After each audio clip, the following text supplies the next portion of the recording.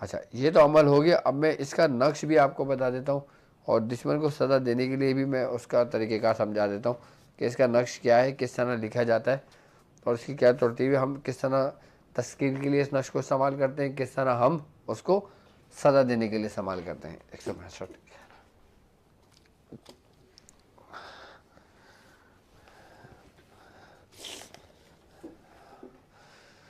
अल्लाह अकबर, अल्लाह अकबर।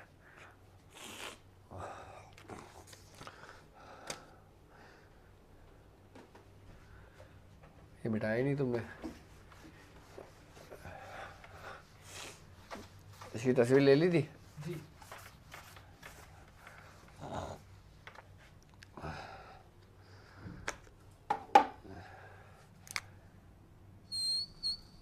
सबसे पहले हम जब तस्कीर के लिए लिखेंगे तो कैसे लिखेंगे ये भी समझ लें।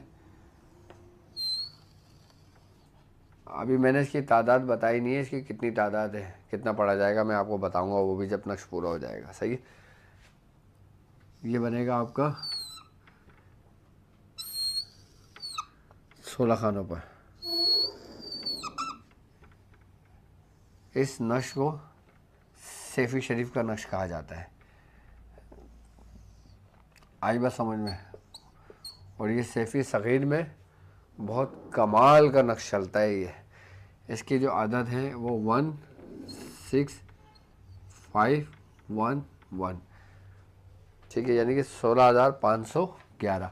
अब दूसरा खाना, अब इसकी चाल तो मैं समझता हूँ आपके समझ आ गई होगी। 12, 13, 14, 15, 16, 17, 18, 19, 20,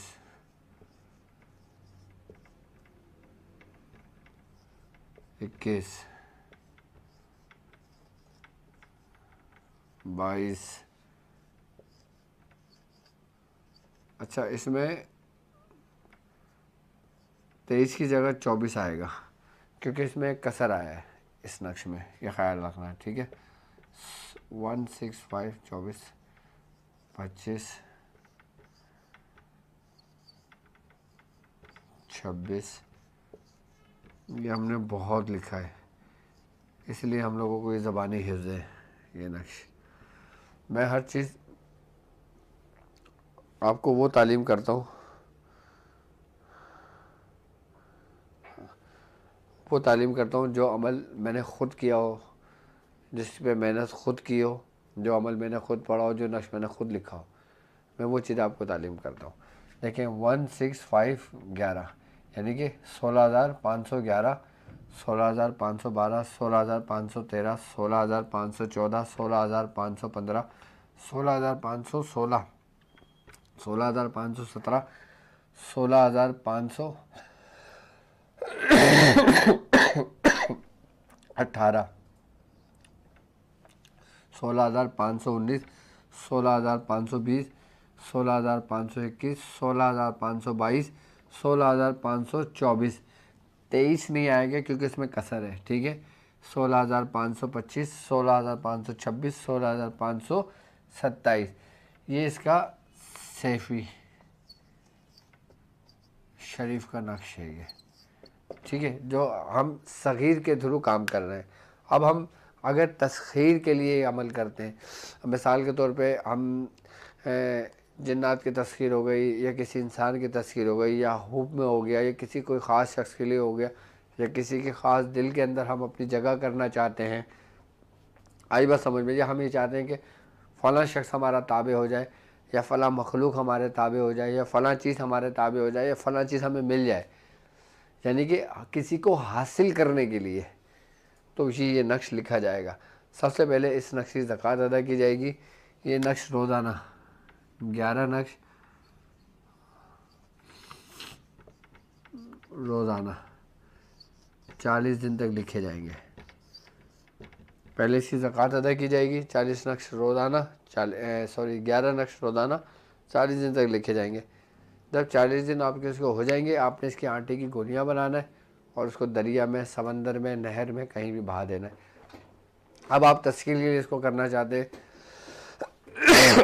किसी को ताबे करने के लिए करना चाहते हैं, तो सबसे पहले मिसाल के तौर पे आपने करना है, किसी शख्स का नाम है मोहम्मद अली।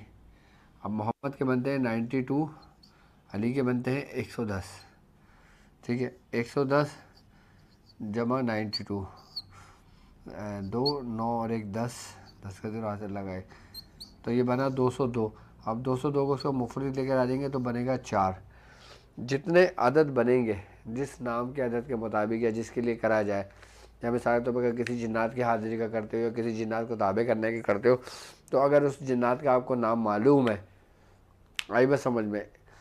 अब तो ऐसा होता है ना, लोग बोलते हैं कि जिन्नात की हाज़िरी के लिए कर रहा हूँ, जिन्नात की तासीर के लिए कर रहा हूँ। अब भाई तू किस जिन्नात के लिए कर रहा है?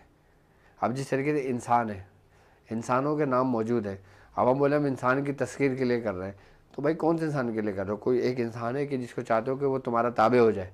अब मिसाल के तौर पर अहमद नाम है किसी का, अब तुम चाहते हो कि अहमद तुम्हारे ताबे हो जाए, तो उसका नाम की आदत निकालोगे। ऐसे तरीके का जिन्नात होता है, तो जिन्नातों के भी नाम होते हैं, उनके भी बाकायदा तौर पर कबाइल होते हैं, उनके भी सलासिल होते हैं कि जिन सिलसिले से उनकी कड़ी जुड़ती है।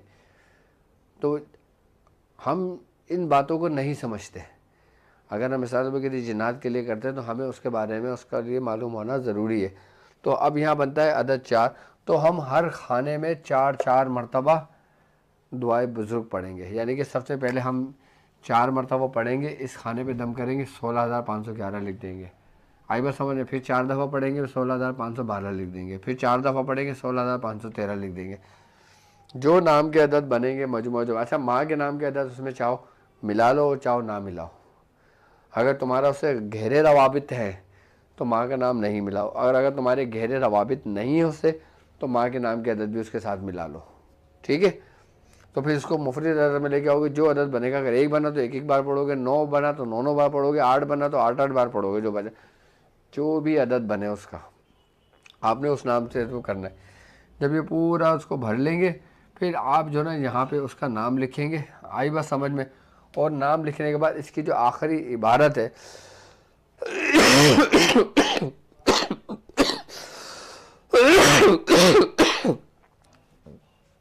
यहाँ उसका नाम लिख दोगे। नाम लिखने के बाद फिर ये लिखोगे, कुल हाकिम कुल आलिम को मुसख्खिर कर दो। कुल हाकिम कुल आलिम मुसख्खिर कर दो।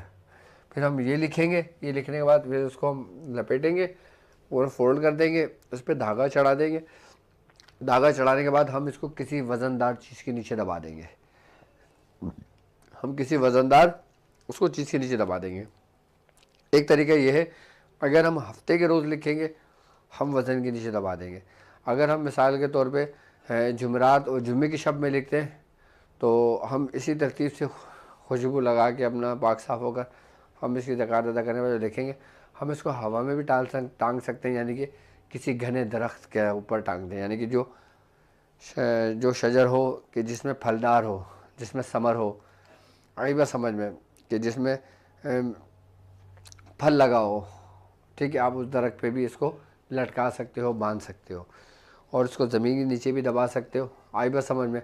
और अगर कोई शख्स दूर जगह पर हो, जैसे तुम पाकिस्तान में हो और वो शख्स बाहर मुल्क में हो, आई बस समझ, तुम चाहते हो कि वो तुमसे रवाबित कायम करे या तुमसे तुम्हारे ताबे हो, तुम्हारे हुक्म की फर्माबरदारी करे, तो तुम उसको दरिया में बहा सकते हो। आई बस समझ में?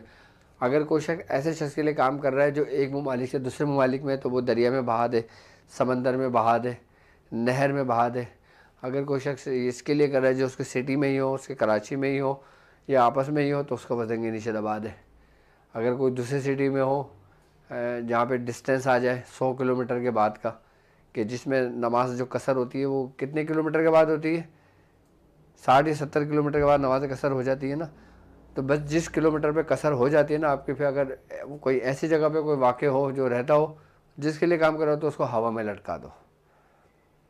ये तरीके ज़रूर नोट करना, क्योंकि तरतीब होती है। जो सिटी में हो वज़न